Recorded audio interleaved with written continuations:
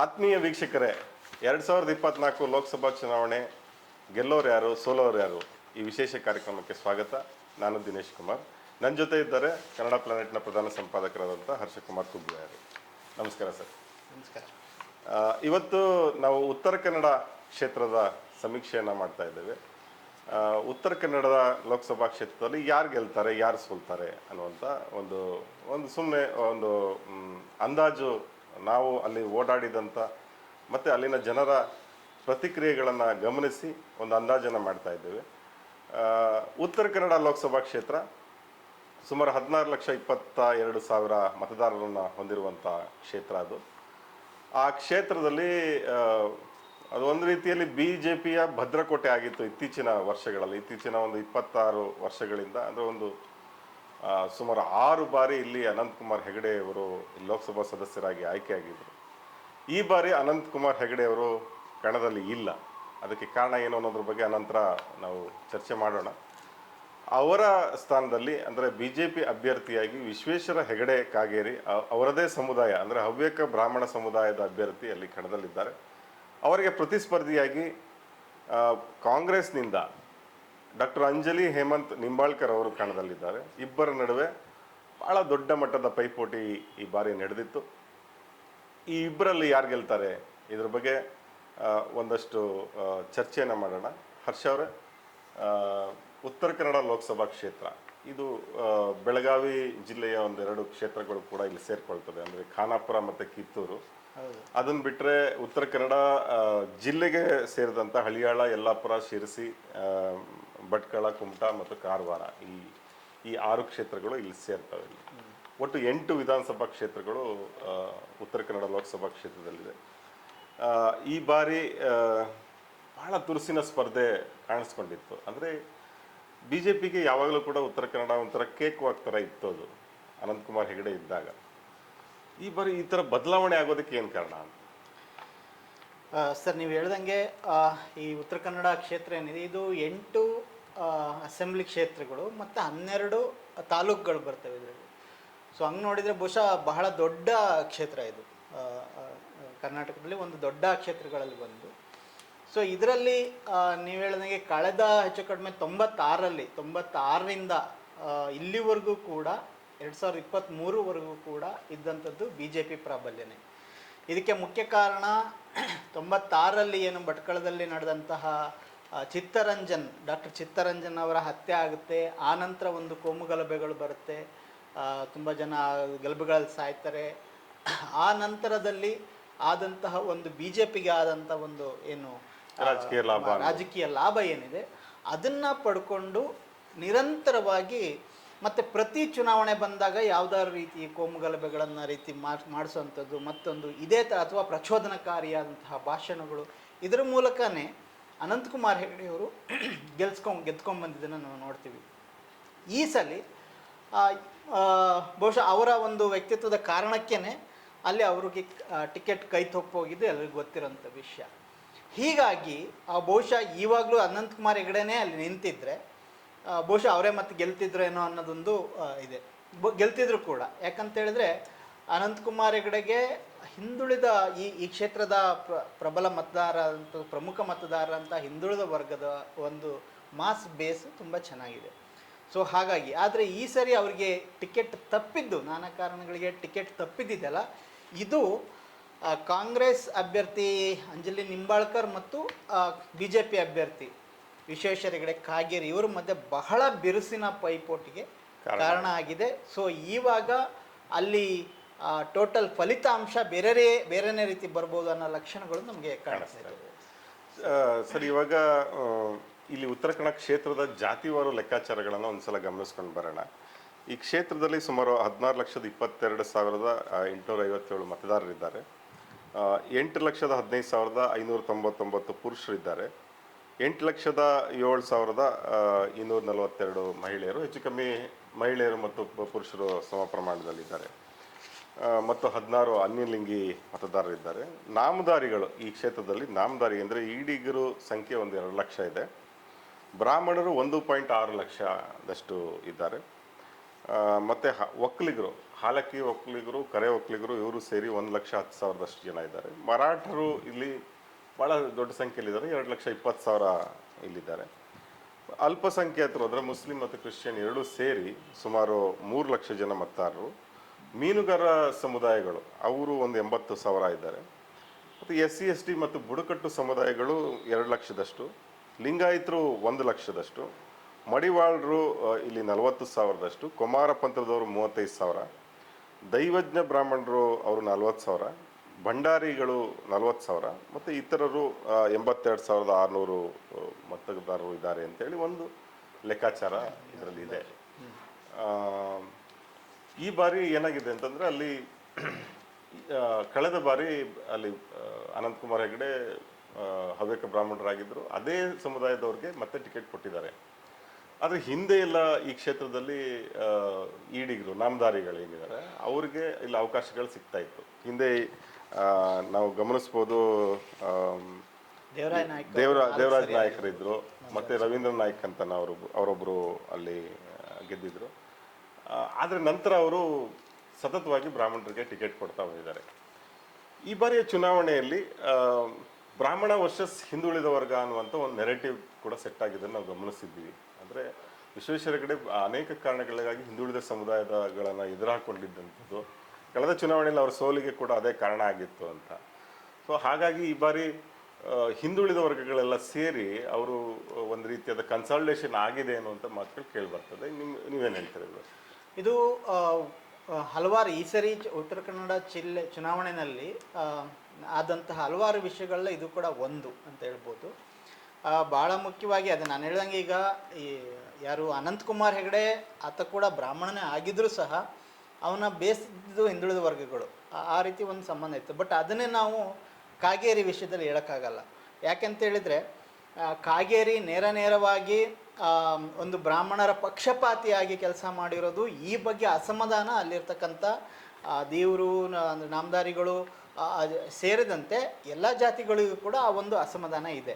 ಇವರು ನಮ್ಮವರು ಅಲ್ಲ ಅನ್ನೋ ಒಂದು ಭಾವನೆ ಅಲ್ಲಿ ಇದೆ. ಸೊ ಹಾಗಾಗಿ ಅದು ಖಂಡಿತವಾಗಿಯೂ ಕೂಡ ಈ ಸರಿ ಕೆಲಸ ಮಾಡಿದೆ ಅಂತಲೇ ಹೇಳ್ಬೋದು.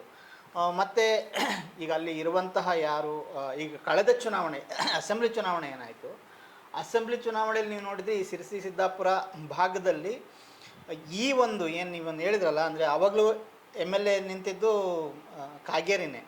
ಸೊ ಹಾಗಾಗಿ ಆವಾಗಲಿಂದನೇ ಒಂದು ಈ ಹಿಂದುಳಿದ ವರ್ಗದ ಸದೃಢೀಕರಣ ಅಥವಾ ಹಿಂದುಳಿದ ವರ್ಗದ ಮತಗಳ ಒಂದು ಕನ್ಸಾಲ್ಟೇಷನ್ ನಡೀತಾ ಇತ್ತು. ಇವಾಗ ಅದು ಕಂಟಿನ್ಯೂ ಆಗಿದೆ ಅಂತೇಳಿ ಯಾವುದೇ ಅನುಮಾನ ಇಲ್ಲದೆ ಹೇಳ್ಬೋದು. ಸೊ ಆದರೆ ಎಲ್ಲ ನಮಗೆ ಇದ್ರೂ ಕೂಡ ಕಾಣಿಸ್ತಾ ಇದೆ. ಯಾಕಂತ ಹೇಳಿದ್ರೆ ಸಿರಸಿ ಸಿದ್ದಾಪುರ ಸೆಂಟರ್ ಆಗಿ ಹೆಚ್ಚು ಅಂದರೆ ಅಲ್ಲಿ ಹೆಚ್ಚು ಮತಗಳು ಈ ಹಿಂದುಳಿದ ವರ್ಗದ ಅಭ್ಯರ್ಥಿ ಅಂಜಲಿ ನಿಂಬಾಳ್ಕರ್ಗೆ ಬಂದಿರುವಂಥದ್ದು ನಮಗೆ ಚುನಾವಣೆ ನಂತರದ ಒಂದು ಸಮೀಕ್ಷೆಯಲ್ಲಿ ಗೊತ್ತಾದಂಥದ್ದು. ಇದೇ ವಿಷಯಕ್ಕೆ ಸಂಬಂಧಪಟ್ಟಂಗೆ ನಾನು ಇನ್ನೊಂದು ಸಣ್ಣದಾಗಿ ಒಂದು ಪ್ರಶ್ನೆ ಕೇಳಕ್ಕೆ ಬಯಸ್ತೀನಿ.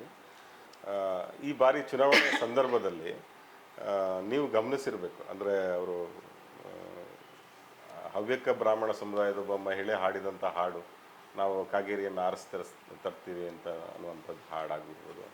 ಮತ್ತು ಈ ಕಾಗೇರಿಯವರ ಶಿಷ್ಯರು ಸೋಷಿಯಲ್ ಮೀಡಿಯಾದಲ್ಲಿ ಆ ಸಮುದಾಯದ ವಿಷಯವನ್ನು ಬರೆದಂಥದ್ದು, ಇದೆಲ್ಲ ಹಿಂದುಳಿದ ವರ್ಗದ ಯುವಕರಿಗೆ ಸ್ವಲ್ಪ ಅಲ್ಲಿ ಆಕ್ರೋಶಕ್ಕೆಲ್ಲ ಕಾರಣ ಆಗಿತ್ತು. ಖಂಡಿತ ಇದೆಲ್ಲ ಕೂಡ ಫ್ಯಾಕ್ಟರ್ಸ್ ಏನಂದರೆ ಈಗ ಅಲ್ಲಿ ನೋಡಿ, ಅಂದರೆ ಬಹುಶಃ ಇಡೀ ಕರ್ನಾಟಕದಲ್ಲಿ ಅತಿ ಹೆಚ್ಚು ಬ್ರಾಹ್ಮಣ ಮತಗಳು ಇರುವ ಕ್ಷೇತ್ರ ಕೂಡ ಅದೇನೆ.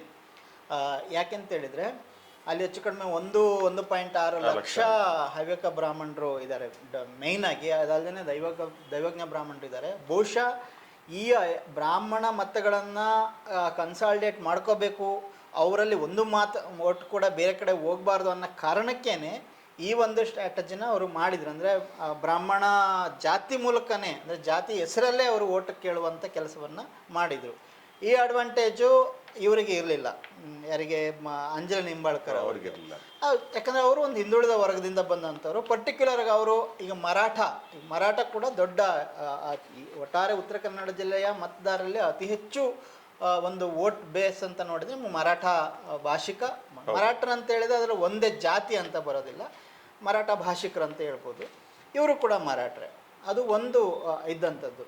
ಅದು ಬಿಟ್ಟರೆ ಜಾತಿ ಅಂತ ಹೇಳಿ ನನ್ನ ಜಾತಿ, ನನಗೆ ಜಾತಿಗೆ ಓಟ್ ಕೊಡಿ ಅಂತ ಹೇಳಿದಂಥ ಕ್ಯಾಂಡಿಡೇಟು ಕಾಗೇರಿನೇ. ಸೊ ಅದು ಎಷ್ಟು ಪ್ಲಸ್ ಆಯಿತು ಗೊತ್ತಿಲ್ಲ, ಆದರೆ ಮೈನಸ್ ಆಗಿದೆ. ಯಾಕಂತ ಹೇಳಿದ್ರೆ ಆ ರೀತಿಯ ಒಂದು ಪ್ರಚಾರ ಪ್ರಪಗಂಡ ಅವರಿಗೆ ತುಂಬಾನೇ, ಈ ಥರದ ಅಗ್ರೆಸಿವ್ ಕ್ಯಾಂಪೇನ್ಗಳು ಕೆಲವು ಸಂದರ್ಭದಲ್ಲಿ ವಿಫಲ ಆಗೋಗ್ತವೆ, ಆದರೆ ಉಲ್ಟಾ ಆಗ್ಬಿಡ್ತವೆ ಅಂತ ಹೇಳಿ. ಖಂಡಿತ ಸರ್, ಅದ್ರಲ್ಲಿ ಭಾಳ ಮುಖ್ಯವಾಗಿ ನಾನು ನಿಮಗೆ ಕೇಳಬೇಕು ಅಂದರೆ, ಇದು ಒಂಥರ ವಿಶೇಷವಾದ ಜಿಲ್ಲೆ ಇದು. ಇಲ್ಲಿ ಬುಡಕಟ್ಟು ಸಮುದಾಯಗಳು ಮತ್ತು ಅರಣ್ಯವಾಸಿಗಳಿರುವಂಥ ಜಿಲ್ಲೆ ಉತ್ತರ ಕನ್ನಡ. ಇಲ್ಲಿ ಅರಣ್ಯವಾಸಿಗಳು ತಮ್ಮ ಹಕ್ಕುಗಳಿಗಾಗಿ ಬಹಳ ವರ್ಷಗಳಿಂದ, ಅಂದರೆ ಸ್ವಾತಂತ್ರ್ಯ ಭಾರತ ಏನು ಅಸ್ತಿತ್ವಕ್ಕೆ ಬಂದಾಗಿಂದನೂ ಹೋರಾಟ ಮಾಡ್ಕೊಳ್ತಾನೆ ಬಂದಿದ್ದಾರೆ. ಭಾಳ ಮುಖ್ಯವಾಗಿ ಇಲ್ಲಿ ಸಿದ್ದಿ ಸಮುದಾಯ, ಕುಣಬಿ ಸಮುದಾಯ, ಹಾಲಕ್ಕಿ ಸಮುದಾಯ, ಗೌಳಿ ಸಮುದಾಯ, ಗೊಂಡ ಮತ್ತು ಅಸಲರು, ಈ ಬುಡಕಟ್ಟು ಸಮುದಾಯಗಳು ಇದ್ದಾವೆ. ಹಾಗೆಯೇ ಇಲ್ಲಿ ಪರಿಶಿಷ್ಟ ಜಾತಿಯ ಬುಡಕಟ್ಟು ಸಮುದಾಯಗಳು ಕೂಡ ಆಗಿದ್ದಾವೆ. ಆಗೇರ ಸಮುದಾಯಗಳು, ಹಳ್ಳೇರ ಇರ್ಬೋದು, ಮುಕ್ರಿ ಇರ್ಬೋದು. ಮತ್ತು ಇದಲ್ದಲೆ ಅಲೆಮಾರಿ ಸಮುದಾಯಗಳು, ಈ ಡೊಂಗ್ರಿ, ಗರಾಸಿಯ, ಕೊರಚ, ಕೊರ್ಮ ಮತ್ತು ಪಾರ್ದಿ ಅನ್ನುವಂಥ ಸಮುದಾಯ. ಈ ಥರದ ಸಮುದಾಯ, ಸಣ್ಣ ಸಣ್ಣ ಸಣ್ಣ ಸಮುದಾಯಗಳೆಲ್ಲ ಇದೆ. ಇವ್ರನ್ನೆಲ್ಲ ಯಾರು ಇವ್ರ ಹತ್ರಕ್ಕೆ ಹೋಗ್ತಾನೆ ಇರಲಿಲ್ಲ. ಅಂದರೆ ಇವ್ರದ್ದೆಲ್ಲ ಸಂಖ್ಯೆ ದೊಡ್ಡದಲ್ದಲ್ಲ ಇದ್ದರೂ ಕೂಡ ಇವೆಲ್ಲ ಸೇರಿದ್ರೆ ಒಂದು ದೊಡ್ಡ ಸಂಖ್ಯೆನೇ ಆಗುತ್ತೆ. ಆದರೂ ಕೂಡ ಇವ್ರುಗಳ ಸಮಸ್ಯೆಗಳನ್ನು ಅಡ್ರೆಸ್ ಮಾಡಿದವ್ರು ಕಡಿಮೆ ಇದೆ. ಇವರ ಕಾಡಿನಲ್ಲಿ ಇವ್ರನ್ನ ಒಕ್ಕಲೆಬ್ಸುವಂಥ ಕೆಲಸಗಳು, ಅಲ್ಲಿ ಫಾರೆಸ್ಟ್ ಆಫೀಸರ್ಗಳ ಕಿರುಕುಳ, ಇದೆಲ್ಲರಿಂದ ನೊಂದಂಥ ಜನ. ಈ ಸಮುದಾಯಗಳು ಈ ಬಾರಿ ಯಾವ ಕಡೆ ನಿಲ್ತಾರೆ ಅಂತ ಅನಿಸುತ್ತೆ ನಿಮಗೆ? ಸರ್, ಆವಾಗಲೇ ನಾನು ಹೇಳ್ದಂಗೆ ನಾವು ಈ ಚುನಾವಣೆಯಲ್ಲಿ ನಾನು ಹೇಳ್ದಂಗೆ 96ರಿಂದನೂ ಕೂಡ ಚುನಾವಣೆ ನಡೀತಿರೋದೇ ಕೇವಲ ಧರ್ಮದ ಆಧಾರದಲ್ಲಿ, ಕೋಮು ಆಧಾರದಲ್ಲಿ ನಡೀತಿರೋಂಥದ್ದು. ಹಾಗಾಗಿ ಅಲ್ಲಿ ಜನರ ಇಶ್ಯೂಗಳಿರ್ಬೋದು, ಜಿಲ್ಲೆಯ ಡೆವಲಪ್ಮೆಂಟ್ ಇಶ್ಯೂಗಳು ಚರ್ಚೆನೇ ಆಗಿದ್ದಿಲ್ಲ ಇದುವರೆಗೂ ಕೂಡ. ಹಂಗಾಗಿ ನಾವು ಗಮನಿಸ್ದಂಗೆ ಹೆಚ್ಚು ಕಡಿಮೆ ಎಲ್ಲ ತಾಲೂಕುಗಳಲ್ಲಿ ಹೋಗಿ ಗಮನಿಸಿದಾಗ ಜನರ ಒಂದು ಅಭಿಪ್ರಾಯ ಏನಂತ ಹೇಳಿದರೆ, ಅದು ಕೇವಲ ಅನಂತಕುಮಾರ್ ಹೆಗಡೆ MP ಆಗಿ ಮಾತ್ರ ಅಲ್ಲ, ಇವನ್ ವಿಶ್ವೇಶ್ವರ ಹೆಗಡೆ 2 ಸರಿ ಅಂಕೋಲಾದಿಂದ, ಕಾರವಾರ ಅಂಕೋಲದಿಂದ MLA ಆಗಿದ್ದಾರೆ, 2 ಸರಿ ಸಿರ್ಸಿ ಸಿದ್ದಾಪುರದಿಂದ ಇದ್ದಾರೆ. ಆಗಿದ್ರೂ ಕೂಡ ಅವರ ಅಭಿವೃದ್ಧಿ ಏನು, ಅವ್ರು ಮಾಡಿರೋ ಅಭಿವೃದ್ಧಿ ಏನು, ಕನಿಷ್ಠ ಒಂದು ಆಸ್ಪತ್ರೆ ಕಟ್ಸಿದಾರಾ, ಒಂದು ಕಾಲೇಜ್ ಕಟ್ಸಿದಾರ ಅಂತ ಜನ ಕೇಳ್ತಾ ಇದ್ದಾರೆ. ಇವರಂತೂ ಹಿಂದುತ್ವದ ಏನಿದೆ ಅದಕ್ಕೂ ಒಂದು ಸ್ಯಾಚುರೇಷನ್ ಪಾಯಿಂಟ್ ಇದೆ ಅಂತ. ಖಂಡಿತ ಅನಂತಕುಮಾರ್ ಹೆಗಡೆ ಅಂತೂ ಅವರು ಎಷ್ಟು ಅಂತ ಹೇಳಿದ್ರೆ, ಈಗ ಮೊನ್ನೆ ಚುನಾವಣೆಗಿಂತ ಮುಂಚೆ ಇದಾದ ಹಾಗೆ ಅವರು ಒಂದೇ ಒಂದು ಪ್ರಶ್ನೆ ಕೇಳಲಿಲ್ಲ ಪಾರ್ಲಿಮೆಂಟಲ್ಲಿ. ಹಾಗೇನೋ ಅವ್ರಿಗೆ ಬಂದಿರೋ MP ಫಂಡ್ ಕೂಡ ವಾಪಸ್ ಹೋಗಿದೆ. ಸೊ ಈ ಒಂದು ವಿಷಯದ ಬಗ್ಗೆ ಜನಕ್ಕೆ ಆಕ್ರೋಶ ಅಂತಕ್ಕಂಥದ್ದು ಅಲ್ಲಿನ ಮತದಾರರಲ್ಲಿ ಬಹಳ ಮೇಲ್ನೋಟಕ್ಕೆ ಗೊತ್ತಾಗ್ತಂಥದ್ದು. ಹಾಗಾಗಿ ವಿಶ್ವೇಶ್ವರ ಹೆಗಡೆ ಕಾಗೇರಿ ಕೂಡ ಅವರು ಭಾಷಣದಲ್ಲಿ ಹೇಳ್ತಾ ಇದ್ರು, ನನ್ನದೇ ಆದಂಥ ಡೆವಲಪ್ಮೆಂಟ್ ಪ್ಲ್ಯಾನ್ ಇದೆ ಅಂತೇಳಿ. ಅದ್ರ ಜನ ನೋಡಿದ್ದಾರೆ ಎಷ್ಟು ಅಂತೇಳಿ. ಇದಕ್ಕೆ ವಿರುದ್ಧವಾಗಿ ಕಿತ್ತೂರು ಖಾನಾಪುರದಲ್ಲಿ ಒಂದು ಅವಧಿಯಲ್ಲಿ MLA ಆಗಿದ್ದರೂ ಕೂಡ ಸೋತರೂ ಸಹ ಅವರು ಅಟ್ಲೀಸ್ಟ್ ಯಾರು ಅಂಜಲಿ ನಿಂಬಾಳ್ಕರ್ ಅವರು ಹೇಳ್ಕೊಳ್ಳೋದಕ್ಕೆ, ನಾನೊಂದು ಆಸ್ಪತ್ರೆ ಕಟ್ಸಿದ್ದೀನಿ, ಅಲ್ಲಿ ಆದಿವಾಸಿ ಬುಡಕಟ್ಟು ಗೌಳಿ ಸಮುದಾಯಗಳಿಗೆ ಬ್ರಿಡ್ಜ್ ಮಾಡಿಸ್ಕೊಟ್ಟಿದ್ದೀನಿ, ಶಾಲೆ ಕಟ್ಸಿದ್ದೀನಿ, ಗುಡಿಸ್ಲು ಕಟ್ಸಿದ್ದೀನಿ, ಈ ಥರ ಅಟ್ಲೀಸ್ಟ್ ಹೇಳ್ಕೊಳ್ಳೋದಕ್ಕೆ ಒಂದಷ್ಟು ಕೆಲಸಗಳನ್ನು ಅವರು ಮಾಡಿದ್ದಾರೆ. ಅವರಿಗೆ ಆ ರೀತಿ ಒಂದು ಸರ್ವಿಸ್ ಅಂದರೆ ಜನಸೇವೆ ಮಾಡುವ ಒಂದು ಮನೋಭಾವನೆ ಅವರು ಆಲ್ರೆಡಿ ಅವ್ರ ಕೆಲಸದ ಮೂಲಕ ಮಾಡಿ ತೋರಿಸಿದ್ದು. ಮತ್ತು ಈ ಸರಿ ಎಲೆಕ್ಷನಲ್ಲಿ ಅವರು ಬಹಳ ಮುಖ್ಯವಾಗಿ ಎಲ್ಲ ಕಡೆ ಮತ್ತೆ ಪದೇ ಪದೇ ಹೇಳ್ತಾ ಇದ್ದಿದ್ದು, ನಾನು ಗೆದ್ದು ಬಂದರೆ ಇಲ್ಲಿ ಒಂದು ಮಲ್ಟಿ ಸ್ಪೆಷಾಲಿಟಿ ಹಾಸ್ಪಿಟ್ಲನ್ನು ನಾನು ಕಟ್ಟಿಸ್ತೀನಿ. ಉತ್ತರ ಕನ್ನಡದ ಬಹುಕಾಲದ ಬೇಡಿಕೆ. ಖಂಡಿತ ಇದು ಬಹಳ ದೊಡ್ಡ ಬೇಡಿಕೆ ಮತ್ತು ಬಹಳ ತುರ್ತಾದಂಥ ಬೇಡಿಕೆ. ಯಾಕೆಂತ ಹೇಳಿದರೆ ಅಲ್ಲಿ ಏನಾದ್ರು ಸಣ್ಣ ಪುಟ್ಟ ಅವಘಡಗಳು, ಮತ್ತೊಂದು ಸಮಸ್ಯೆಗಳು, ತುಂಬ ಅಂದರೆ ಗಂಭೀರ ಆರೋಗ್ಯ ಸಮಸ್ಯೆ ಇದಾದರೆ ಅವ್ರು ಸೀದಾ ಮಂಗಳೂರಿಗೆ ಹೋಗಬೇಕಿಲ್ಲ ಮಣಿಪಾಲಿಗೆ ಹೋಗಬೇಕು. ಅಲ್ಲಿಂದ ಹೆಚ್ಚು ಕಡಿಮೆ 4-5 ತಾಸು ಹೋಗಬೇಕಾಗುತ್ತೆ ಎಲ್ಲಿಂದ ಹೋಗೋದಾದರೂ ಕೂಡ. ಹಾಗಾಗಿ ಅದು ಬಹಳ ದೊಡ್ಡ ಬೇಡಿಕೆ ಆಗಿತ್ತು. ಪ್ರತಿಯೊಬ್ಬರು ಕೂಡ ರೆಸ್ಪೆಕ್ಟಿವ್ ಆಫ್ ಕಾಸ್ಟ್, ರಿಲಿಜನ್ ಎಲ್ಲರಿಗೂ ಕೂಡ ಒಂದು ಆಸ್ಪತ್ರೆ ಬೇಕು, ಇಷ್ಟು ವರ್ಷ ಯಾರೂ ಮಾಡಿಲ್ಲ ಅನ್ನೋದು. ಅದನ್ನು ಅಂಜಲಿ ನಿಂಬಾಳ್ಕರ್ ಅವರು ಭಾಳ ಮುಖ್ಯವಾಗಿ ಅವ್ನ ಕಮಿಟ್ಮೆಂಟನ್ನು ತೋರಿಸ್ತಾ ಬಂದರು ಮೊದಲಿಂದ. ಹಾಗಾಗಿ ಈ ಸರಿಯ ಚುನಾವಣೆಯ ಒಂದು ಭಾಷೆ ಏನಿತ್ತಲ್ಲ ಹಿಂದಿನ ಇದಕ್ಕೆ ಸಂಪೂರ್ಣ ಚೇಂಜ್ ಆಗಿದ್ದನ್ನು ನಾವು ಕಾಣ್ತೀವಿ. ಅಂದರೆ ಕೇವಲ ಕೋಮು ಆಧಾರದಲ್ಲಿ ಚುನಾವಣೆ ನಡೀತಾ ಇದೆ. ಈ ಸರಿ ನಿಜವಾಗಿಯೂ ಅಭಿವೃದ್ಧಿ ವಿಷಯ, ಜಿಲ್ಲೆಯ ಅಭಿವೃದ್ಧಿ ಮತ್ತು ಜಿಲ್ಲೆಯ ಇತರ ಜನಸಮುದಾಯಗಳ ಅಭಿವೃದ್ಧಿ, ಜನಸಮುದಾಯಗಳ ಇಶ್ಯೂಗಳು ಅದು ಈ ಏನು ಫಾರೆಸ್ಟ್ ಆ್ಯಕ್ಟ್ ಸಂಬಂಧಪಟ್ಟದ್ದಿರ್ಬೋದು, ಏನು ಅತಿಕ್ರಮಣದಾರರಿಗೆ ಅಂತೇಳಿ ಜನರನ್ನ ಅಲ್ಲಿ ಒಂದು ಹಣೆಪಟ್ಟಿ ಇವಾಗ ಆಗಲೇ ಹಚ್ಚಾಗಿದೆ. ಬಹುಶಃ ಎಲ್ಲ ಸಮುದಾಯಗಳ ಜನರು ಬರ್ತಾರೆ ಅದರಲ್ಲಿ, ಬ್ರಾಹ್ಮಣರಾದಿಯಾಗಿ ಎಲ್ಲರೂ ಕೂಡ ಈ ಹಸ್ಲರ್ವರೆಗೆ ಕೂಡ ಎಲ್ಲರೂ ಬರ್ತಾರೆ. ಸೊ ಇದೊಂದು ದೊಡ್ಡ ಸಮಸ್ಯೆ. ಇದು ಪಾಲಿಸಿ ಲೆವೆಲಲ್ಲಿ, ಸೆಂಟ್ರಲ್ ಗೌರ್ಮೆಂಟಲ್ಲಿ ಪಾಲಿಸಿ ಲೆವೆಲಲ್ಲಿ ಆಗಬೇಕಾದಂತಹ ಬದಲಾವಣೆ, ಈ ಜನರಿಗೆ ಒಂದು ಮುಕ್ತಿ ಇದು ಮಾಡಬೇಕಂಥದ್ದು. ಹಾಗೆಯೇ ನೀವು ಹೇಳ್ದಂಗೆ ಈಗೇನು ಬುಡಕಟ್ಟು ಸಮುದಾಯಗಳಿದ್ದಾರೆ, ಅದರಲ್ಲಿ ಇರೋ ಇಶ್ಯೂ ಏನಂತ ಹೇಳಿದರೆ, ಸಿದ್ಧಿ ಸಮುದಾಯ ಮಾತ್ರ ಅಲ್ಲಿ ಬುಡಕಟ್ಟು ಅಂತ ದೊಡ್ಡ ತುಂಬ ಸುದೀರ್ಘ ಹೋರಾಟದ ಮೂಲಕ, ಹಿಂದೆ ಮಾರ್ಗ್ರೆಟ್ ಆಳ್ವ ಕಾಲದಲ್ಲಿ ಕಮಲಾದಾಸ್ ಅವರ ಪ್ರಯತ್ನಗಳ ಮೂಲಕ ಅವರಿಗೆ ST ಅನ್ನೋ ಒಂದು ಸ್ಟೇಟಸ್ ಸಿಕ್ತು.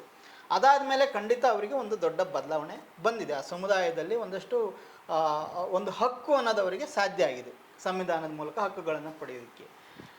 ಇದೇ ಬೇಡಿಕೆಯನ್ನು ಹಾಲಕ್ಕಿಗಳು ಕೇಳ್ತಾ ಇದ್ದಾರೆ, ಹಲವಾರು ದಶಕಗಳಿಂದ ಕೇಳ್ತಾ ಇದ್ದಾರೆ. ಹಾಗೆಯೇ ಕುಣಬಿಗಳು ಕೇಳ್ತಾ ಇದ್ದಾರೆ, ಗೌಳಿಗಳು ಕೇಳ್ತಾ ಇದ್ದಾರೆ. ಅದೇ ರೀತಿ ಈ ಜಿಲ್ಲೆಯಲ್ಲಿರುವಂಥ ಹಸ್ಲರ್ ಇದ್ದಾರಲ್ಲ, ಅವರು ಈ ಶಿವಮೊಗ್ಗ ಜಿಲ್ಲೆಯಲ್ಲಿ ಅವರು ಬುಡಕಟ್ಟು ST, ಆದರೆ ಇಲ್ಲಿ ಮಾತ್ರ ಶೆಡ್ಯೂಲ್ ಕಾಸ್ಟು. ಹಂಗಾಗಿ ನಾವು ST ಸೇರಬೇಕು ಅನ್ನೋದು ಅವ್ರದ್ದು ಕೂಡ ಇದು. ಸೊ ಹೀಗಾಗಿ ನಾವು ST ಸೇರಬೇಕು ಅನ್ನುವ ಒಂದು ಏನು ದೊಡ್ಡ ಇದಿದೆ. ಈಗ ಇಡೀ ಜಿಲ್ಲೆನಲ್ಲಿ 2 ಲಕ್ಷದಷ್ಟು ಬುಡಕಟ್ಟು ಸಮುದಾಯ, ದೊಡ್ಡ ಸಮುದಾಯ ಅದು. ಇದನ್ನು ಯಾಕೆ ಇಷ್ಟು ವರ್ಷ ಅವರಿಗೆ ಕೊಡಲಿಲ್ಲ ಅನ್ನೋದು ನಮ್ಗೆ ಆಬ್ವಿಯಸ್ ಆಗಿ ಗೊತ್ತಾಗ್ತಕ್ಕಂಥದ್ದು. ಯಾಕಂತೇಳಿದರೆ, ಈ ಸರಿ ಕಾಂಗ್ರೆಸ್ ಚುನಾವಣಾ ಪ್ರಣಾಳಿಕೆ ಏನಿದೆ ಅದರಲ್ಲಿದೆ, ಯಾವ ಜಿಲ್ಲೆ ಅಥವಾ ಯಾವ ತಾಲೂಕಲ್ಲಿ ಅತಿ ಹೆಚ್ಚಿನ ಮೆಜಾರಿಟಿ ಬುಡಕಟ್ಟು ಜನ ಇದ್ದರೆ ಅದು ಆ ಜಿಲ್ಲೆಯನ್ನು ಕೂಡ ಹೆಂಗೆ ಉತ್ತರ ನಾರ್ತ್ ಈಸ್ಟಲ್ಲಿದೆ 5th 6th ಶೆಡ್ಯೂಲ್ ಪ್ರಕಾರ ಅದನ್ನು ನೀವು ಬುಡಕಟ್ಟು ಜಿಲ್ಲೆ ಅಂತೇಳಿ ಘೋಷಣೆ ಮಾಡೋಂಥದ್ದು. ಆ ಥರ ಇಲ್ಲಿ ಬುಡಕಟ್ಟು ಜಿಲ್ಲೆ ಅಂತ ಘೋಷಣೆ ಮಾಡಿದರೆ ನಾಳೆ ಜನರಲ್ ಕ್ಯಾಟಗರಿಯಿಂದ ಬಂದಂಥವರು ಎಲೆಕ್ಷನ್ನಲ್ಲಿ ಅವಕಾಶ ಕಳ್ಕೊತಾರೆ. ಬಹುಶಃ ಇದೊಂದೇ ಕಾರಣಕ್ಕೆ ಇಷ್ಟು ದಿವಸ ಅವಾಯ್ಡ್ ಮಾಡ್ಕೊಂಬಂದಿದ್ದಾರೆ. ಬಟ್ ಅವರ ಹೋರಾಟಗಳು ತುಂಬ ಸ್ಟ್ರಾಂಗ್ ಆಗಿದೆ ಈ ಸಲ. ಅದಕ್ಕೆ ಈ ಸಲ ಪಾಸಿಟಿವ್ ಆಗಿ ಸ್ಪಂದನೆ ಮಾಡಿರೋಂಥದ್ದು ಅಂಜಲಿ ನಿಂಬಾಳ್ಕರ್ ಅವರು. ಕಾಗೇರಿ ಬಿಡಿ ಅವರು ಈ ವಿಷಯಗಳನ್ನು ಎಲ್ಲೂ ಮಾತಾಡಿದ್ದೇ ಬಂದಿಲ್ಲ. ಬಟ್ ಇವರು ಕೇಳಿಸ್ಕೊಂಡಿದ್ದಾರೆ, ಜನರ ಕಷ್ಟಗಳನ್ನು ಅಥವಾ ಆಲಿಸಿದ್ದಾರೆ, ಇದನ್ನು ಮಾಡ್ತೀನಿ ಅನ್ನೋ ಒಂದು ಕಮಿಟ್ಮೆಂಟನ್ನು ಘೋಷಣೆ ಮಾಡಿದ್ದಾರೆ. ಸೊ ಹಾಗಾಗಿ ಈ ಸರಿ ಉತ್ತರ ಕನ್ನಡದ ಚುನಾವಣೆಯ ಇಶ್ಯೂ ಚೇಂಜ್ ಆಗಿದೆ ಅಂತ ನಾನು ಹೇಳ್ತೀನಿ. ಆಮೇಲೆ ನೀವು ಅದನ್ನೇ ಹೇಳ್ತಾ ಇದ್ರಿ, ಹಿಂದೆ ಕೋಮುವಾದದ ವಿಷಯ ಇಟ್ಕೊಂಡವರು ಚುನಾವಣೆಗೆ ಪ್ರತಿ ಚುನಾವಣೆಗಳನ್ನ ಅದೇ ರೀತಿ ಗೆಲ್ತಾರೆ ಅಂತ ಹೇಳಿ, ಈ ಬಾರಿ ಕೂಡ ವಿಶ್ವೇಶ್ವರ ಹೆಗಡೆ ಕಾಗೇರಿ, ಪರೇಶ್ ಮೇಸ್ತಾನ ಕಾಲ್ಜಾರಿ ಬಿದ್ದಂಥ ಹುಡುಗ ಪರೇಶ್ ಮೇಸ್ತಾನ ಸಾವಿನ ವಿಷಯ ಇಟ್ಕೊಂಡು ಅದನ್ನು ತಮ್ಮ ಚುನಾವಣೆಗೆ ಬಳಸ್ಕೊಳ್ಳೋಕೆ ಪ್ರಯತ್ನ ಪಟ್ಟರು. ಅಂದರೆ ಈ ಸಾವಿನ ಮೇಲಿನ ರಾಜಕಾರಣಗಳನ್ನು BJPಯವರು ಮೊದಲಿಂದ ಮಾಡ್ಕೊಂಬಂದಿದ್ದಾರೆ. ಮತ್ತು ಹಿಂದೆ ಎಂದು ಆಗೋಗಿದ್ದನ್ನು ಮತ್ತೆ ಕೆದಕೊಂಡು ಕುತ್ಕೊತಾರೆ. ಏನು ಆಗ್ತಾ ಇಲ್ಲ ಪಟ್ಟರು, ಆದರೆ ಅದು ಅವ್ರಿಗೆ ಉಲ್ಟಾ ಆಯ್ತು. ಯಾಕೆ ಅಂತ ಹೇಳಿದ್ರೆ, ನೀವು ಪರೇಶ್ ಮೇಸ್ತಾ ಹಗರಣ ತಗೊಂಡ್ರೆ, ಆ ಪ್ರಕರಣ ಚರ್ಚೆಗೆ ಎತ್ಕೊಂಡ್ರೆ, ಮೊದಲು ಅಪರಾಧಿ ಸ್ಥಾನದಲ್ಲಿ ನಿಲ್ಲಬೇಕಾದವರು ಇದೇ ಕಾಗೇರಿ, ಓಡೋದವ್ರು ಇವರು. ಯಾಕಂದ್ರೆ ಅಲ್ಲಿ ಸಾವಿರಾರು ಜನ ಕೇಸ್ಗಳು ಹಾಕ್ಕೊಂಡು ಜೈಲಿಗೆ ಹಾಕೊಂಡು ಹೋಗ್ಬೇಕಾರೆ ಇವರು ತಮ್ಮ ಅಧಿಕಾರ ಬಳಸ್ಕೊಂಡು ತಮ್ಮ ಮೇಲೆ ಯಾವುದೇ ಕೇಸ್ಗಳು ಬೀಳದಂಗೆ ಮಾಡಿ, ಅಂದರೆ ಹಿಂದುಳಿದವರನ್ನು ಬಾವಿಗೆ ತಳ್ಳಿ ಆಳ ನೋಡೋ ಅಂತಾರಲ್ಲ, ಆ ಕೆಲಸ ಮಾಡಿದ್ದು ಇದೇ ಕಾಗೇರಿ ಅವರು. ಹಾಗಾಗಿ ಆ ಪ್ರಶ್ನೆ ನೆಕ್ಸ್ಟ್ ಶುರುವಾಯಿತು, ನೀವೆಲ್ಲಿ ಹೋಗಿದ್ರಿ ಅಂತ. ಅವ್ರು ಅದನ್ನು ಹೇಳಿದ ತಕ್ಷಣದಲ್ಲೇ ಹಿಂದುಳಿದ ವರ್ಗದ ಸಮುದಾಯಗಳಿಂದನೇ ಈ ಒಂದು ಪ್ರಶ್ನೆ ಬಂತು. ನೀವು ಹೆಂಗೆ ಓಡೋದ್ರಿ, ನೀವು ಹೆಂಗೆ ಎಸ್ಕೇಪ್ ಆದ್ರಿ, ನೀವು ನಮ್ಮನ್ನು ತಳ್ಳಿಬಿಟ್ಟು ನೀವು ಹೆಂಗೆ ಎಸ್ಕೇಪ್ ಆದ್ರಿ ಅಂತೇಳಿ ಹಿಂದುಳಿದ ವರ್ಗಗಳ ಒಂದು ಎಚ್ಚೆತ್ತ ಪ್ರಜ್ಞೆಯಿಂದ ಅಲ್ಲಿ ಕೇಳಕ್ಕೆ ಶುರು ಮಾಡಿದರು. ಆವಾಗ ತಣ್ಣಗಾದ್ರು, ಅದನ್ನು ಮತ್ತೆ ಮುಂದುವರಿಸಲಿಲ್ಲ ಅವರು ಅದನ್ನು ಯಾರು ನಮ್ಮ ಅಂಜಲಿ ನಿಂಬಾಳ್ಕರ್ ಅವರ ಗಂಡ ಯಾರಿದ್ದಾರೆ, ಹೇಮಂತ್ ನಿಂಬಾಳ್ಕರ್ ಅವರು, ಇವಾಗ ಆ ಟೈಮಲ್ಲಿ IGP ಅಲ್ಲಿ ಪೊಲೀಸ್ ಆಫೀಸರ್ ಆಗಿದ್ದರು.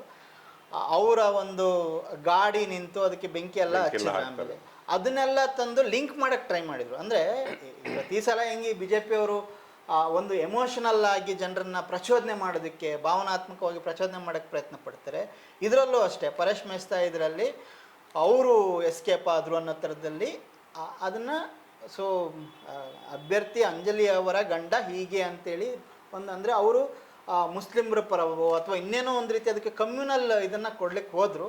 ಆದರೆ ಅದು ಅವರಿಗೆ ಉಲ್ಟಾ ಆಯಿತು ಅನ್ನೋದು ನಾವು ನೋಡಿರೋಂಥದ್ದು. ನೀವು ಹೇಳಿದ್ದು ಭಾಳ ಚೆನ್ನಾಗಿತ್ತು. ಅಂದರೆ ಅವ್ರಿಗೇನನ್ನ ಯಾವುದರಿಂದ ಏನು ಮತ್ತೆ ಬೆಳೆಬೇಕು ಅಂದರೆ ಏನು ಗದ್ದೆ ನಾಟಿ ಮಾಡಿದ್ರು ಅದ್ರಲ್ಲಿ ಎಷ್ಟು ಸಲ ಪೈರು ತೆಗಿಯೋಕ್ಕಾಗತ್ತೆ? ಮತ್ತೆ ಮತ್ತೆ ಮಳೆ ಬರಬೇಕಲ್ಲ, ಏನಿಲ್ಲ. ಇವರು ಮತ್ತೆ ಹಳೆಯದೆಲ್ಲ ಕೆದಕಿ ಮಾಡೋದಕ್ಕೆ ಪ್ರಯತ್ನ ಪಟ್ಟರು, ಆಗಲಿಲ್ಲ. ಈ ಬಾರಿ ನನಗೆ ಭಾಳ ವಿಶೇಷ ಉತ್ತರ ಕನ್ನಡದಲ್ಲಿ ಅಂತ ಅನ್ಸೋದು ಅಂದರೆ ಕಾಂಗ್ರೆಸ್ ಪಕ್ಷದ ಅಗ್ರೆಷನ್ ಇತ್ತಲ್ಲ. ಅಂದರೆ ಮೊದಲು ಇಲ್ಲಿ ಅನಂತಕುಮಾರ್ ಹೆಗಡೆ ಗೆಲುವಿಗೆ ಕಾರಣಗಳಲ್ಲಿ ಒಂದೇನು ಅಂತಂದರೆ ಇಲ್ಲಿ ದುರ್ಬಲ ಅಭ್ಯರ್ಥಿಗಳನ್ನು ಹಾಕ್ತಾ ಇದ್ದಿದ್ದು ಕೂಡ. ಕಳೆದ ಬಾರಿ ಇಲ್ಲಿ JDS ಇಲ್ಲಿ ಅಭ್ಯರ್ಥಿ ಮಾಡಿದ್ರು, ಆನಂದ್ ಹಾಸನೋಟಿಕರನ್ನು ನಿಲ್ಲಿಸ್ಕೊಂಡ್ರು. ಅದು ಏನೂ ಪ್ರಯತ್ನವೂ ಪಡಲಿಲ್ಲ. ಒಂದು ಸಾಂಪ್ರದಾಯಿಕ ಮತಗಳೇನಿದ್ದು ಅದಷ್ಟು ಬಿತ್ತು ಬಿಟ್ಟರೆ ಒಂದು 3 ಲಕ್ಷ ಏನೋ ಬಿತ್ತು. ಸುಮಾರು 5 ಲಕ್ಷ ಮತಗಳ ಅಂತರದಲ್ಲಿ ಅನಂತಕುಮಾರ್ ಹೆಗಡೆ ಗೆದ್ದರು. ಅಂದರೆ ಇಲ್ಲಿ ಸ್ಪರ್ಧೆನೇ ಕೊಡ್ತಾ ಇರಲಿಲ್ಲ ಅವರು. ಆದರೆ ಈ ಬಾರಿ ಏನು ಮಾಡಿದರು, ಭಾಳ ಆಶ್ಚರ್ಯಕರ ರೀತಿಯಲ್ಲಿ ಡಾಕ್ಟರ್ ಅಂಜಲಿ ಹೇಮಂತ್ ನಿಂಬಾಳ್ಕರ್ ಅವರು ನಿಲ್ಲಿಸಿದ್ರು. ಅಂಜಲಿಯವರು ಕ್ಷೇತ್ರಕ್ಕೆ ಬರೋ ಸಂದರ್ಭದಲ್ಲಿ ಏನಾಯಿತು, ಕ್ಷೇತ್ರದಲ್ಲಿ ಇವರು ಅಂದರೆ ಇದು ಅಂಜಲಿ ನಿಂಬಾಳ್ಕರ್ ಅವರು ಖಾನಾಪುರದಲ್ಲಿ ಶಾಸಕರಾಗಿದ್ದರು ಕೂಡ, ಆ ಖಾನಾಪುರ ಉತ್ತರ ಕನ್ನಡ ಜಿಲ್ಲೆಗೆ ಸೇರಿದರೂ ಕೂಡ ಉತ್ತರ ಕನ್ನಡದ ಜಿಲ್ಲೆಗಳ ಜನರಿಗೆ ಅಷ್ಟು ಪರಿಚಯ ಇಲ್ಲ ಅನ್ನುವಂಥದ್ದು ಒಂದು ಇತ್ತು ಮಾತು. ಆದರೆ ಅವರು ಕ್ಷೇತ್ರದಾದ್ಯಂತ ಓಡಾಡಿದ ರೀತಿ, ಅವ್ರ ಕಾಲಿಗೆ ಚಕ್ರ ಕಟ್ಕೊಂಡು ಇಡೀ ಎಲ್ಲ ಕ್ಷೇತ್ರಗಳಲ್ಲಿ 2-3 ಸತಿ ಓಡಾಡಿ ಒಂದು ಪಾಸಿಟಿವ್ ಆದ ಒಂದು ವೈಬ್ ಕಾಣಿಸ್ಕೊಳಕ್ಕೆ ಶುರುವಾಯಿತು. ಅಂದರೆ ಮೇಡಮ್ ಇವರು ವಿದ್ಯಾವಂತರಿದ್ದಾರೆ, ಮಾಸ್ಟರ್ ಡಿಗ್ರಿ ಮಾಡಿದವರು, ಅವರು ಗೈನಕಾಲಜಿಸ್ಟ್ ಅವರು.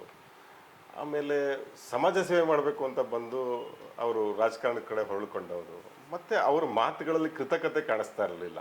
ಅಂದರೆ ಅವರು ಬಹಳ ಪ್ರಾಮಾಣಿಕವಾಗಿ ತಮಗೆ ಏನು ಅನಿಸುತ್ತೋ ಅದನ್ನ ಹೇಳ್ಕೊತಾ ಇದ್ರು. ಮತ್ತು ಜನರ ಸಮಸ್ಯೆಗಳನ್ನು ಆಲಿಸ್ತಾ ಇದ್ರು. ರಾಜಕಾರಣಿಗಳಿಗೆ ಕಿವಿ ಚೆನ್ನಾಗಿರಬೇಕು ಅಂತ ಮಾತು ಹೇಳ್ತಾರೆ, ಅಂದರೆ ಅವ್ರು ಕೇಳಿಸ್ಕೊಳ್ಳೋ ಕಿವಿ ಇದೆ ಅವ್ರಿಗೆ ಅಂತ. ಸೊ ಹಾಗಾಗಿ ಇಡೀ ಕ್ಷೇತ್ರದಾದ್ಯಂತ ಈ ಮೇಡಮ್ ಆಗ್ಬೋದು, ಇವರು ನಮ್ಮನ್ನು ರೆಪ್ರೆಸೆಂಟ್ ಮಾಡೋಕ್ಕೆ ಸರಿಯಾದ ವ್ಯಕ್ತಿ ಅನ್ನುವಂಥ ಭಾವನೆಗಳು ಶುರುವಾಯಿತು.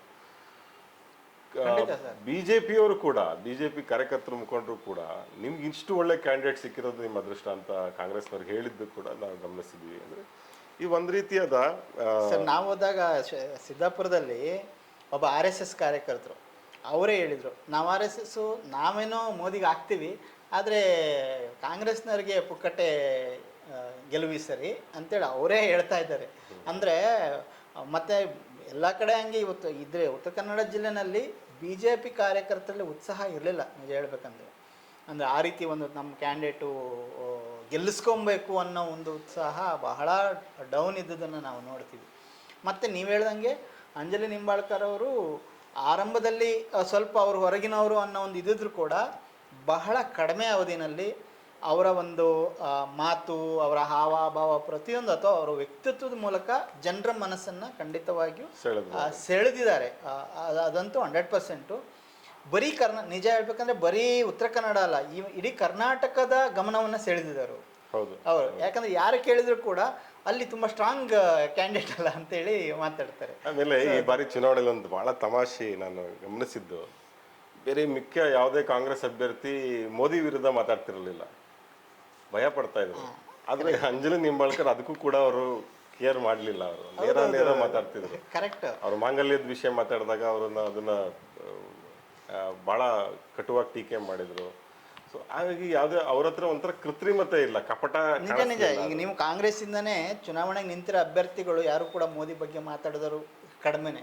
ಹಂಗೆ ನೋಡಿದ್ರೆ ಇವರು ತುಂಬ ಸ್ಟ್ರಾಂಗ್ ಆಗಿ ಮಾತಾಡಿದ್ರು. ಹಂಗಾಗಿ ಒಂದು ಗಮನವನ್ನು ಸೆಳೆದಿದ್ದಾರೆ. ಒಬ್ಬ ಸ್ಟ್ರಾಂಗ್ ಕ್ಯಾಂಡಿಡೇಟು, ಒಬ್ಬ ಏಬಲ್ ಕ್ಯಾಂಡಿಡೇಟು ಅನ್ನೋದು ಆ ಜಿಲ್ಲೆಯ ಮತದಾರರಿಗೂ ಕೂಡ ಅದು ಸೆನ್ಸ್ ಆಗಿದೆ. ಮತ್ತು ಇನ್ನೊಂದು BJPಲಿ ಏನಾಯಿತು ಅಂತಂದರೆ, ಒಂದು ಅನಂತಕುಮಾರ್ ಬಹುಶಃ ನೀವು ನೋಡಿದ್ದೀರಾ, ಅವ್ರ ಜೊತೆಗೆ ಅವರಿಗೆ ಅಭ್ಯರ್ಥಿ ಆಗಲ್ಲ ಅಂತ ಹೇಳಿದಾಗ ಕಾಗೇರಿ ಅಂತ ಆದಮೇಲೆ ಕಾಗೇರಿ ಕಡೆಯವರು ಮತ್ತು ಹಾಲಪ್ಪ, ಮಾಜಿ MLA ಹಾಲಪ್ಪ ಅವರ ಕಡೆಯಿಂದ ಸಂಧಾನಕ್ಕಂತ ಹೋದಾಗ ಅವರ ಗನ್ಮ್ಯಾನ್ಗಳಿಗೆ ಒಡೆದು ಕಳಿಸಿದರು ಅನಂತಕುಮಾರ್.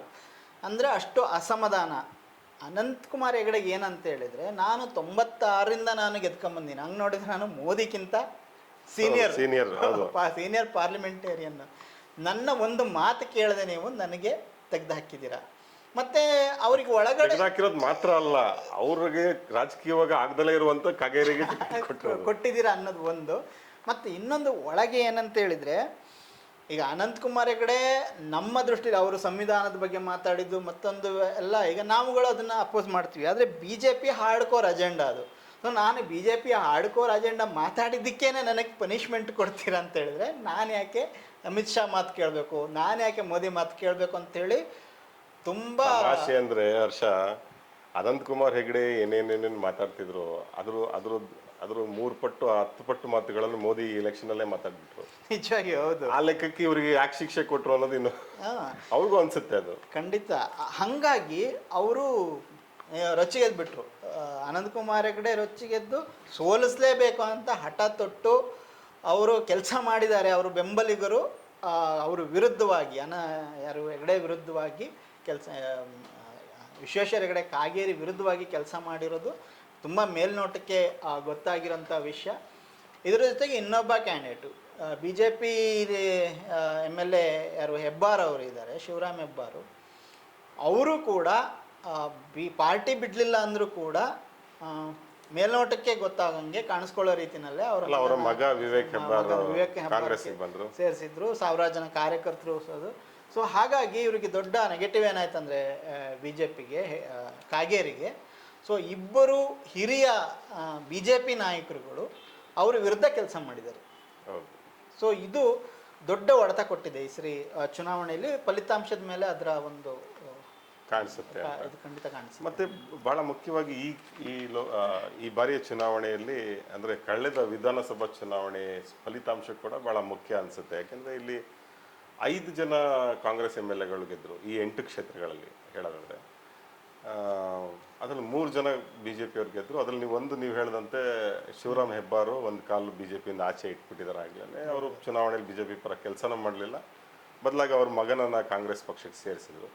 ಹಾಗಾಗಿ 2 ಕ್ಷೇತ್ರ ಮಾತ್ರ ಅವ್ರ ಕೈಲಿ ಇತ್ತು. ಮಿಕ್ಕ ಕಾಂಗ್ರೆಸ್ ಶಾಸಕರು ಅವರ ಪರ್ಫಾರ್ಮೆನ್ಸ್ ಹೆಂಗಿತ್ತು, ಅವರು ತಮ್ಮ ಚುನಾವಣೆ ಕೆಲಸ ಮಾಡಿದ ಹಾಗೆ ಮಾಡಿದ್ರ, ಅದರಿಂದ ಏನೋ ಲಾಭ ಆಯ್ತಾ ಕಾಂಗ್ರೆಸ್ ಶಾಸಕರಿಂದ ಕಾಂಗ್ರೆಸ್ ಅಭ್ಯರ್ಥಿಗೆ?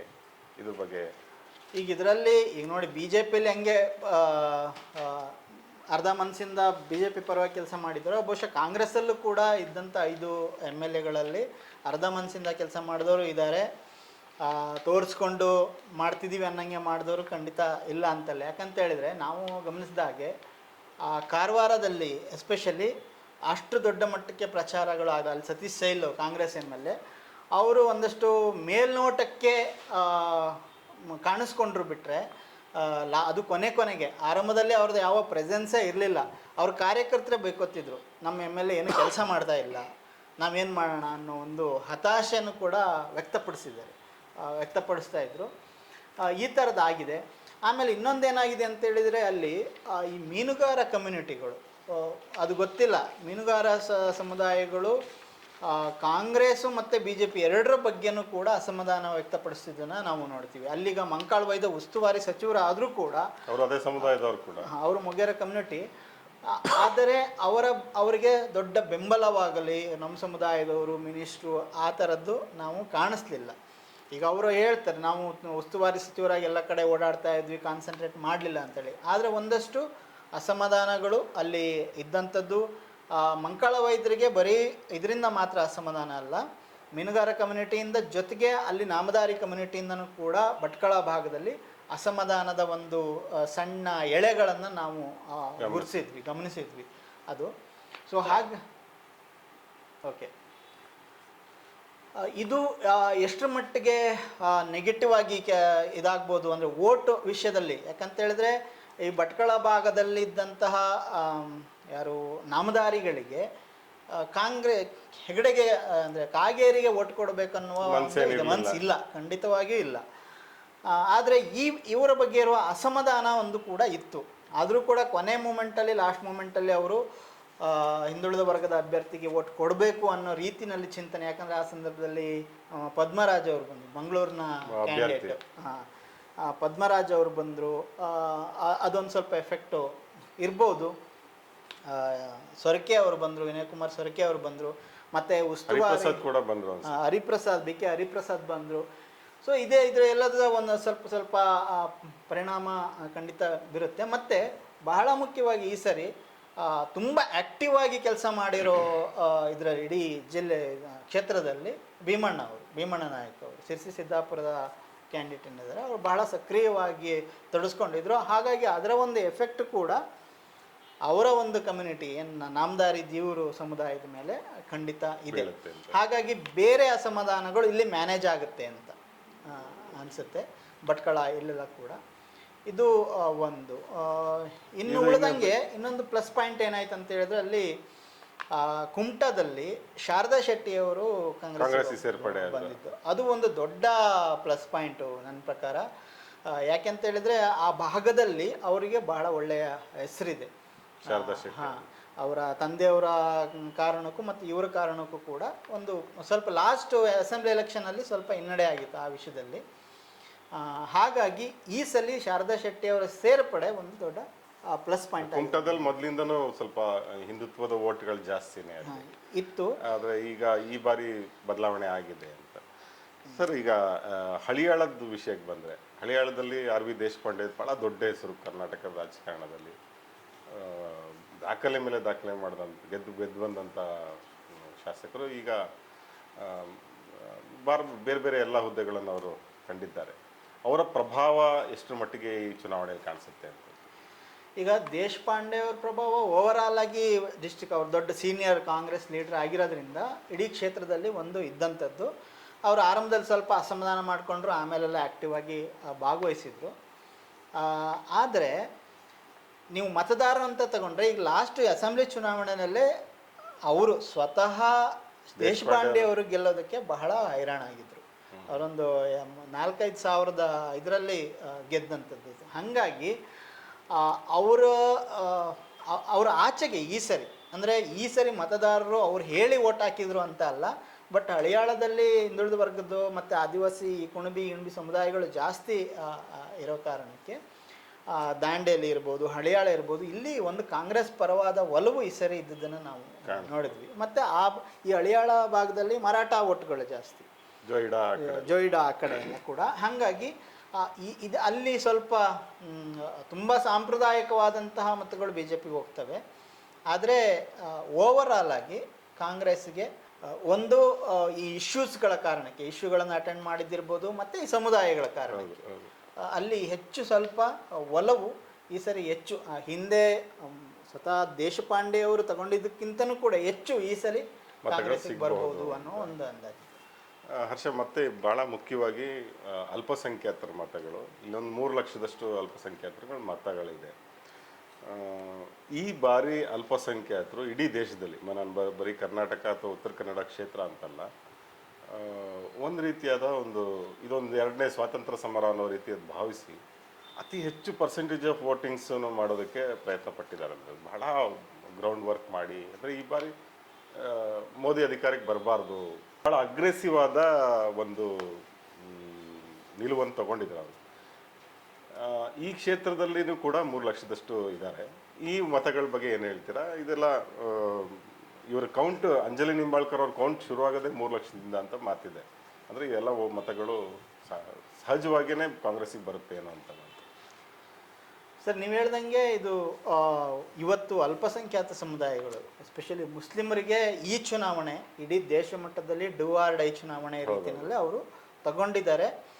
ಅದಕ್ಕೆ ಮುಸ್ಲಿಂ ಸಮುದಾಯಗಳಿರ್ಬೋದು ಅಥವಾ ಈ ಕಾಂಗ್ರೆಸ್ನ ಅಲ್ಪಸಂಖ್ಯಾತ ಇದರಲ್ಲಿ ಏನು ಜವಾಬ್ದಾರಿ ಇನ್ಚಾರ್ಜ್ ಇದ್ದಾರೆ ಎಲ್ಲರೂ ಕೂಡ ಅದೇ ರೀತಿ ಕೆಲಸ ಮಾಡಿದ್ದಾರೆ. ಅದನ್ನು ನಾವು ಗಮನಿಸಿದ್ವಿ.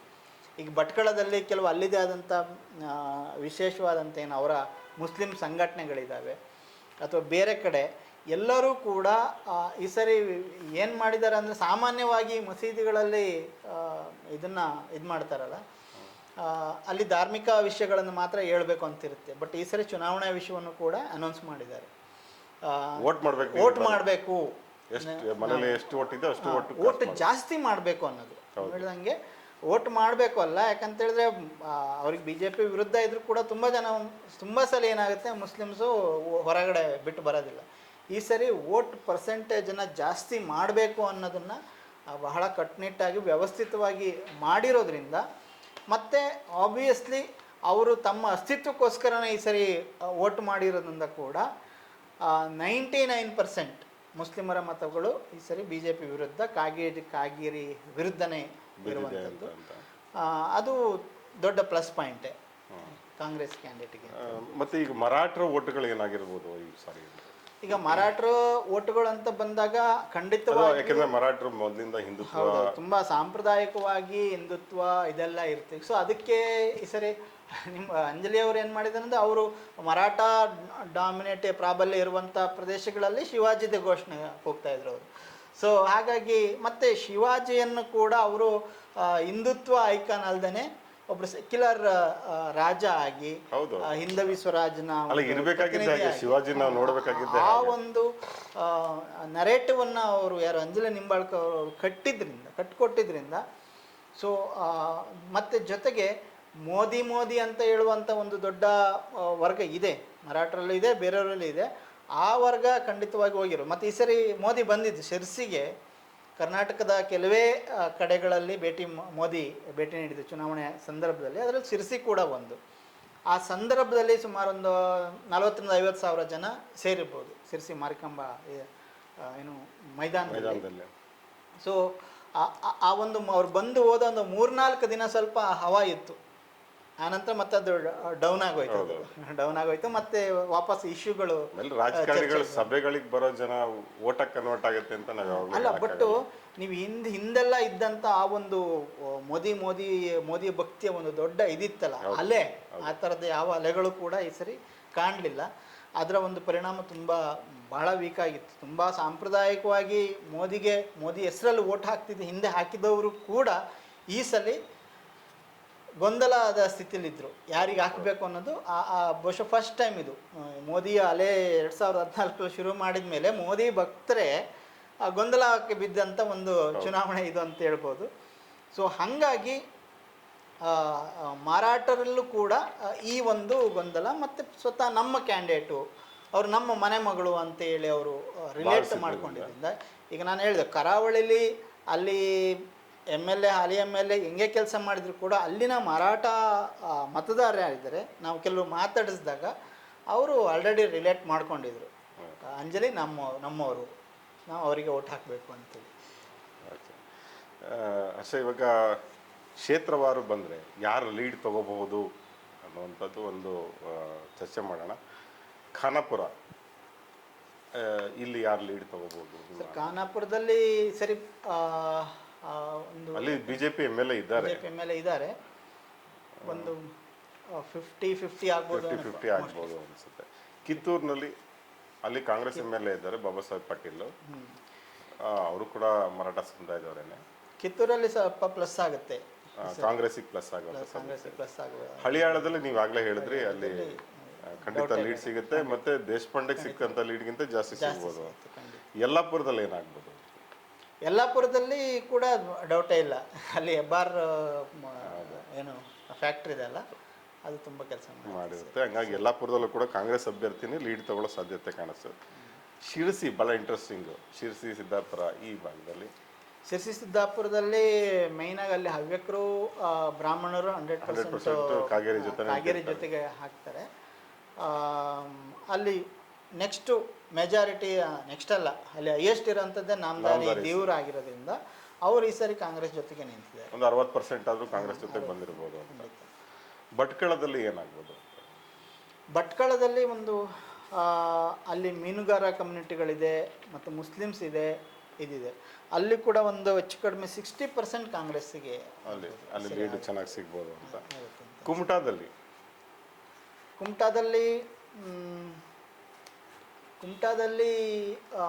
ಸ್ವಲ್ಪ ಮೀನುಗಾರ ಸಮುದಾಯಗಳು ಕಾಂಗ್ರೆಸ್ ಜೊತೆಗೆ ಅಷ್ಟು ಗುರುಸ್ಕೊಳ್ಳೋಕೆ ಇನ್ನು ಹಿಂದೆ ಹಾಕಿದ್ದಾರೆ.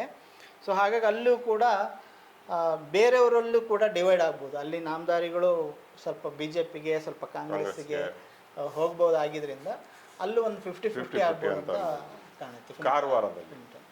ಕಾರವಾರದಲ್ಲಿ ಚೆನ್ನಾಗಿದೆ, ಆ್ಯಕ್ಚುಲಿ ಕಾಂಗ್ರೆಸ್ ಪರವಾಗಿ ಚೆನ್ನಾಗಿದೆ.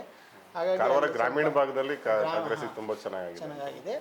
ಸಿಟಿಲಿ ಸ್ವಲ್ಪ ಮೋದಿ ಆ ಥರ ಇರುತ್ತೆ.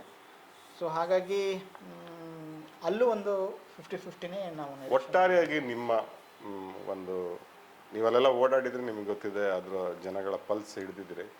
ಈ ಚುನಾವಣೆಯಲ್ಲಿ ಯಾರು ಗೆಲ್ತಾರೆ, ಗೆಲ್ಲಬಹುದು, ಮತ್ತು ಒಂದು ಎಷ್ಟು ಅಂತರದಲ್ಲಿ ಗೆಲ್ಲಬಹುದು ಅಂತ? ಆ, ನಾವು ಒಟ್ಟಾರೆ ಒಂದು ಮೂಡು ಅಂತ ನಾವು ನೋಡಿದರೆ ಹೆಚ್ಚು ಕಡಿಮೆ ಆರಂಭದಲ್ಲಿ ಹೆಂಗೆ ಅನ್ನೋದು ಇತ್ತು. ಅಂದರೆ ಚುನಾವಣೆ ಕಾಗೇರಿ ಅಂತ ಆದ ತಕ್ಷಣದಲ್ಲಿ ಅಷ್ಟು ನಮಗೇನು ಗೆಸ್ ಮಾಡೋಕೆ ಆಗ್ತಿರ್ಲಿಲ್ಲ. ಬಟ್ ಹೋಗ್ತಾ ಹೋಗ್ತಾ ಒಂದು 10-15 ದಿವಸ ನಂತರದಲ್ಲಿ ಪೂರ್ತಿ ವಾತಾವರಣ ಬದಲಾಗಕ್ಕೆ ಶುರು. ಮೊದಲು 50-50 ಥರ 50-50 ಇತ್ತು ಮೊದಲು. ಆ ನಂತರದಲ್ಲಿ ನಿಧಾನ ಅದು ಕಾಂಗ್ರೆಸ್ ಅಭ್ಯರ್ಥಿ ಅಂಜಲಿ ನಿಂಬಾಳ್ಕರ್ ಅವರ ಪರವಾಗಿ ಅಲ್ಲೇ ನಿಧಾನ ಬದಲಾಗಕ್ಕೆ ಶುರುವಾಯಿತು. ಸೊ ಎಲೆಕ್ಷನ್ ಹತ್ರ ಬಂದಾಗಂತೂ ಹೆಚ್ಚು ಇದಾಗಿದೆ. ಮತ್ತು ಇವರ ಉತ್ಸಾಹ ತುಂಬ ಕಡಿಮೆ ಇತ್ತು. ಕಾಗೇರಿ ಬಿ ಜೆ ಪಿ ಅವರದ್ದು, ಕಾಂಗ್ರೆಸ್ಸಲ್ಲಿ ಅದಕ್ಕೆ ಜಾಸ್ತಿ ಇತ್ತು. ಮತ್ತು ಗ್ಯಾರಂಟಿಗಳದ್ದು ಒಂದು ದೊಡ್ಡ ಪಾತ್ರ ಈ ಸರಿ ಇದ್ದೇ ಇದೆ. ಎಲ್ಲ ಕ್ಷೇತ್ರಗಳಲ್ಲೂ ಇದೆ, ಇಲ್ಲೂ ಕೂಡ ಚೆನ್ನಾಗೇ ಇದೆ. ಯಾಕಂದರೆ ನಾವು ಹೋಗಿ ಕೇಳಿದಾಗ ತುಂಬ ಸರಿ ಹೆಣ್ಮಕ್ಳು ಅವರು ಬಿ ಜೆ ಪಿಗೆ ಹಾಕೋರೇ ಆದರೂ ಕೂಡ ನಾವು 2,000 ತಗೊಳ್ತಾ ಇದ್ದೀವಿ, ನಾವು ತಗೊಂಡಿದ್ದಕ್ಕೆ ನಾವೇನು ಮೋಸ ಮಾಡಲ್ಲ ಅನ್ನೋ ಒಂದು ಮನಸ್ಥಿತಿ.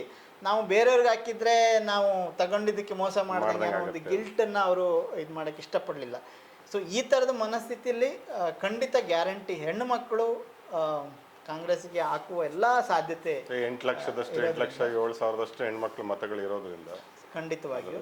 ಸೊ ಹಾಗಾಗಿ ಒಂದು ಬಹುಶಃ ಒಂದು ದೊಡ್ಡ ಲೀಡಿಂದನೇ ಇವರು ಅಂಜಲಿ ನಿಂಬಾಳ್ಕರ್ ಅವರು ಗೆದ್ದು ಬರುವಂಥ ಎಲ್ಲ ಸಾಧ್ಯತೆ ಕಾಣಿಸ್ತಾ ಇದೆ ಸರ್. ವೀಕ್ಷಕರೇ, ನೋಡಿದ್ರಲ್ಲ, ಇದು ಉತ್ತರ ಕನ್ನಡ ಲೋಕಸಭಾ ಕ್ಷೇತ್ರದ ಸಮೀಕ್ಷೆಯಾಗಿತ್ತು. ಈ ಕ್ಷೇತ್ರದಲ್ಲಿ ಅಂಜಲಿ ನಿಂಬಾಳ್ಕರ್ ಅವರು ಕಾಂಗ್ರೆಸ್ ಪಕ್ಷದಿಂದ, ವಿಶ್ವೇಶ್ವರ ಹೆಗಡೆ ಕಾಗೇರಿಯವರು BJPಯಿಂದ ಸ್ಪರ್ಧೆ ಮಾಡಿದ್ದಾರೆ. ಇನ್ನೇನು ಫಲಿತಾಂಶ ಕೂಡ ಬರುತ್ತೆ. ಆದರೆ ನಮ್ಮ ಕನ್ನಡ ಪ್ಲಾನೆಟ್ನ ಅನಾಲಿಸಿಸ್ನ ಪ್ರಕಾರ ಇಲ್ಲಿ ಅಂಜಲಿ ನಿಂಬಾಳ್ಕರ್ ಅವರು ಗೆಲ್ಲುವಂಥ ಸಾಧ್ಯತೆ ನಮಗೆ ಕಾಣಿಸ್ತಾ ಇದೆ. ಇದಾಗಿತ್ತು ಉತ್ತರ ಕನ್ನಡ ಲೋಕಸಭಾ ಕ್ಷೇತ್ರದ ಒಂದು ಸಮೀಕ್ಷೆ. ನೋಡ್ತಾ ಇರಿ ಕನ್ನಡ ಪ್ಲಾನೆಟ್. ನಮಸ್ಕಾರ.